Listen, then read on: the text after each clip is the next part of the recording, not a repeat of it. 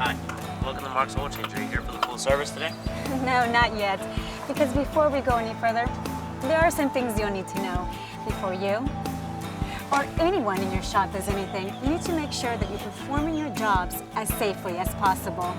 So, in this program, we're going to look at the things that you can do to ensure that you, your coworkers, and your customers are safe while performing your job to the highest level of excellence. And I want you to remember that a safe shop is no accident. It requires your constant attention to the details and doing what you know is right. The fast oil change business is full of potential dangers. Moving vehicles, hot engines and fluids, hazardous substances, and specialized equipment. Customers, other employees, and you could be seriously hurt. Think about how a serious injury or death can affect everyone. So, that makes you a very important person in the shop. You guys are the ones who can make a difference. So, let's get started. First thing you need to know is what to do if an injury or emergency really happens. That way, you'll be able to act quickly and effectively. So, get acquainted. Always call 911 first. Also, get to know what the emergency numbers are for the hospital or clinic, ambulance, police department, and fire department. Know where the eye wash station is located in your store. And know the location of the first aid kit and what it contains. And before using an item, read the labels for the proper use and application. Also, familiarize yourself with the Material Safety Data Sheet Book, or MSDS. You should know, and it will tell you about all the hazardous materials in your shop, what danger each poses, what you should do for initial emergency care, and how to get help. You also need to know the location of all fire extinguishers and learn how to use them so you'll be ready to act quickly if there's a small fire, such as an engine fire. Remember that in any fire, your first priority is to make sure that everyone is safely out of the building. Then, call the fire department. One more thing, make sure your manager shows you where the shut-off valves are for air compressors and oil dispensers, and where the main electrical breaker panel is located. Be ready to shut them down in case of an emergency. So, now let's talk about something else that you need to get together before being ready to work safely. And that's your attitude. Having an attitude is okay, as long as it's one that's going to keep things safe. For example, I look for someone with a professional attitude, or someone with an attitude of confidence, one that shows you know how to play it safe and know what to do in case of an emergency. Hey guys. But please, don't get an attitude that says it's not okay to ask questions. Doing something you haven't been trained for is just an accident waiting to happen. Am I right? So, get an attitude of responsibility and get the information you need from your manager. Speaking of attitude, I know we all want to make a fashion statement, but the bottom line, again, is dressing safely. That means no rings, watches, jewelry that can get caught in engine parts or can short-circuit electrical terminals and severely burn your hands or fingers. Nice shoes. But you need to trade them in for heavy-duty, oil-resistant shoes with non-slip soles. You'll also be required to wear appropriate pants and shirt. Loose-fitting clothes can easily get caught and cause injuries. And when you're working as a lube technician downstairs, you should wear a hard hat, safety glasses, and gloves and hot socks to shield your hands and arms from hot oil and exhaust systems. It's all a matter of doing what it takes to play it safe. Hey, looking good. Thanks. They say the clothes make the man. So, dress safely and be a professional. Of course, acting professionally can also have a great effect on your safety. Oh, move out of the way. Take your best shot. You ain't gonna be able to do it. Here we go. Here we go. All right, three-pointer! No, that's definitely a technical foul. Come on, horseplay isn't professional. It's unproductive and can also be unsafe. Now that's a three-pointer. Also, I like to point out that safe behavior means no smoking in the shop. I'm sure you already know that there are a lot of ignitable fluids. Another important behavior to adopt is good verbal communication between yourself and your teammates. I understand that they refer to it in the business as call-out and response. Let's see how it works. Say a car is ready to pull into a bay. The greeter or rider needs to call out that fact. Bay 2, car coming in. It's really important that the lower bay tech heard that, since he must never be in the pit when a car pulls in or out. The only way you'll know for sure that he heard you, Bay 2, car coming in. and is getting out of the way, is if he calls back a response. Bay 2, clear. Make sense? Good. Also notice that before the call out and the response, the bay number was announced. That'll keep things from getting confusing when more than one bay is working at a time. Using this method makes things safer in every part of the service process. For example, no engine should ever be started without both the service writer and the lube technician knowing before it occurs. Bay 1, clear to start. So, to let him know you heard, what do? Bay 1, clear start! Great! These calls work for everything. Letting you know the filter is properly in place, that oil is being poured, and that your hands need to be clear of the engine's belts, pulleys, and gears. One major area of concern in every shop is getting vehicles safely into position over the pits. When a customer arrives, they may be uncertain about what to do, even nervous. When you do it the same way every time, you put the customer at ease. First of all, make sure the bay is covered before directing the customer to drive in. And of course, Bay 2, car coming in. there should never be a technician Bay 2, clear. below in the pit when a car is driving in. When it's safe to direct the car to drive in, there's a very specific place where you should stand. You do want to stand at the end of the pit, where you can clearly see the car's position and the driver can see you. But you don't want to stand directly in front of the car, just in case it fails to stop. Nor should you stand on the passenger side of the vehicle.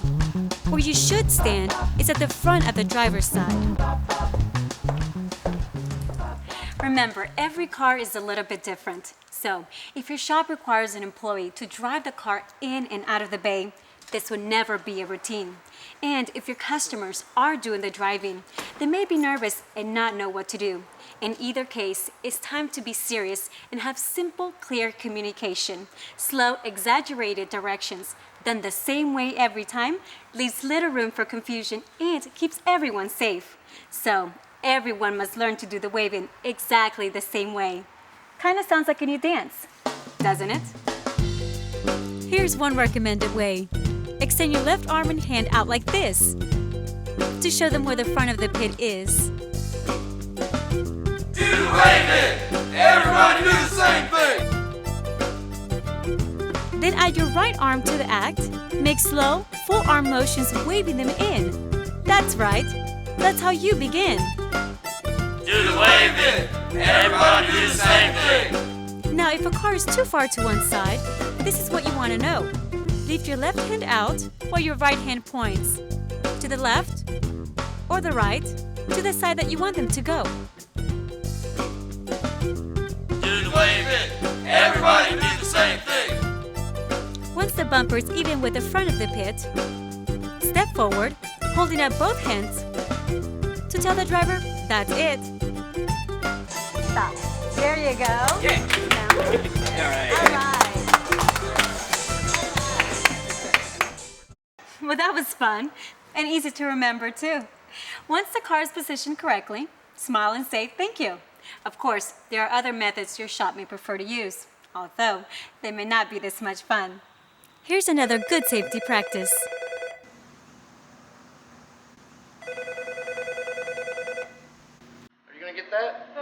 No matter how much of a hurry you're in, you always need to be on Baywatch.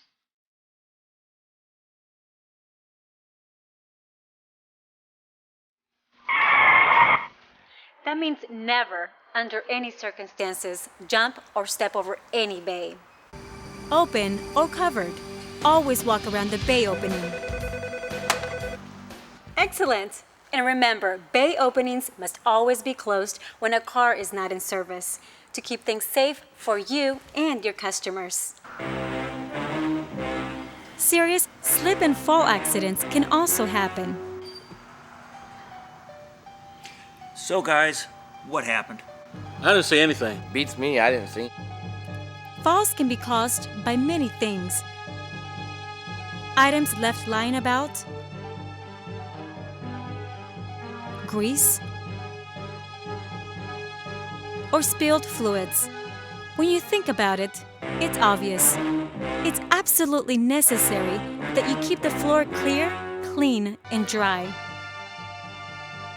Spills must be cleaned up immediately, no matter how busy the store is.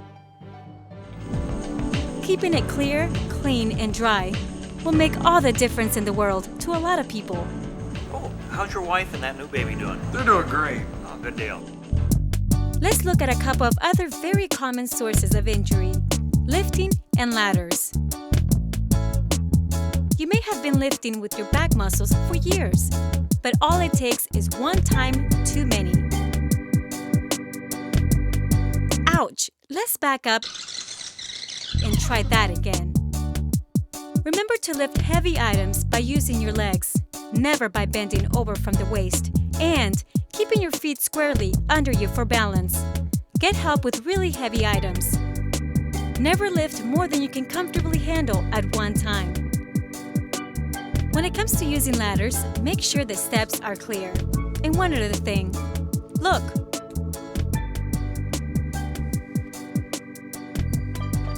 The steps must be clean and slip-proof. That's better. If you have to use a ladder to place or remove inventory, have someone available to hand the boxes up to you. Don't try to do too much at once. Know your limits. Other small but important safety concerns include things as simple as using spray cans properly. Make sure you never point a spray can at anyone, and make sure the nozzle is pointing directly toward the intended target, not back at you. Electrical tools with frayed or broken cords can easily shock you or start a fire. Inspect them with every use and then alert your manager if they need to be replaced.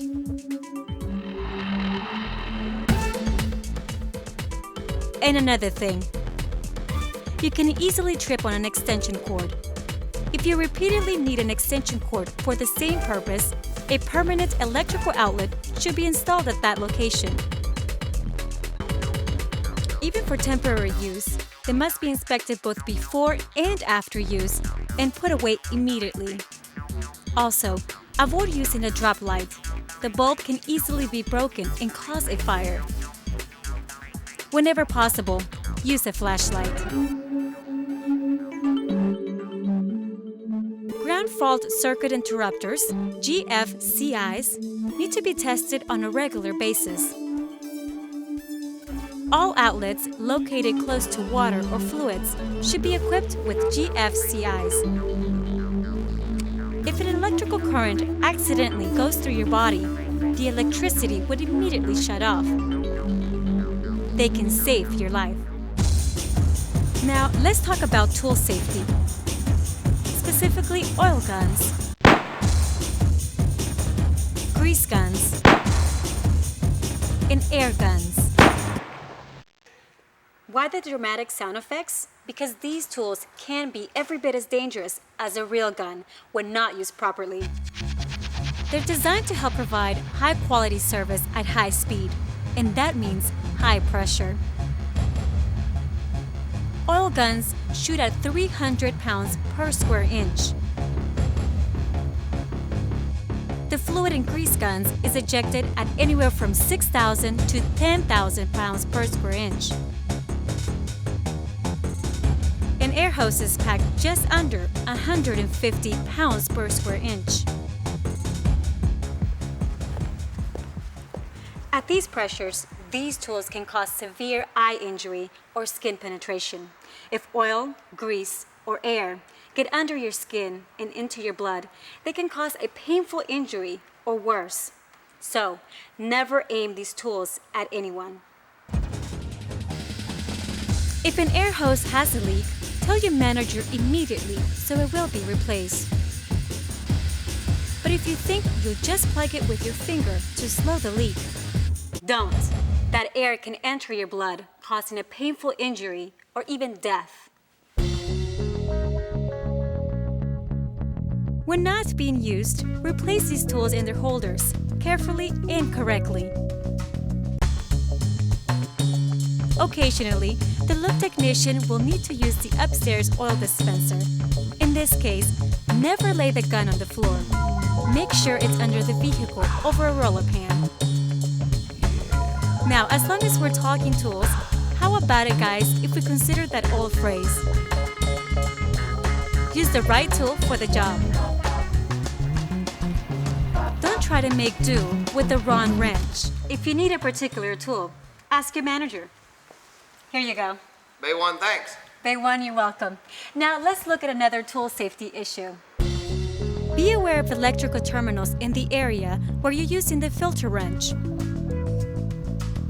If the wrench touches them, you can cause a short circuit in the vehicle's electrical system, giving an electrical burn or starting a fire. To avoid these shocking results, simply fold a clean, dry shop towel and lay it over the electrical terminals to avoid contact. Just remember to remove the towel afterwards, because that can get to be a pretty hot spot and the towel can start a fire. Speaking of hot spots, don't forget that when your wrench or other tools are not in your hand or in their storage place, they need to be set in a convenient, designated hot spot so you'll always know where to reach for them. Tools must never be anywhere else, under any circumstances. In addition to oil change and lubrication, there are other services you may perform that have safety concerns, like batteries. Did you know that a car battery gives off invisible hydrogen gas? A single spark in the battery area could ignite the gas, and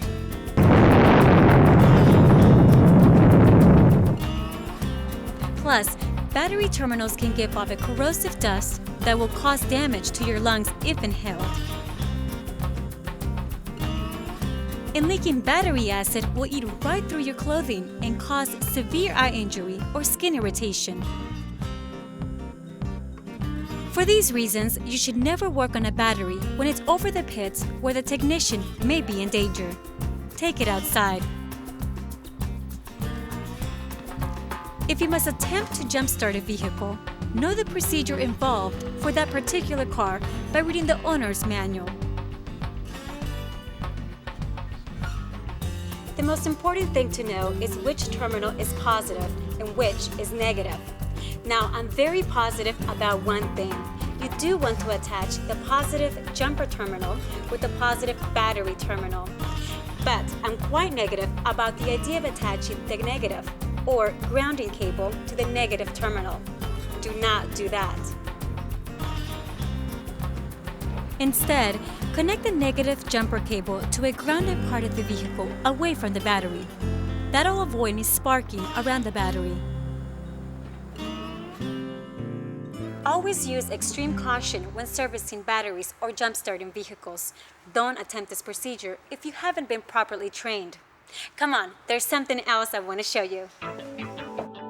You will also be working with radiators, some with problems. I'd say that's another great example of why you don't want to be in the pits when a car enters. A cooling system's rubber parts are susceptible to rotting and weak spots. High pressure and weak rubber can result in a burst hose and severe burns to anyone standing under the car.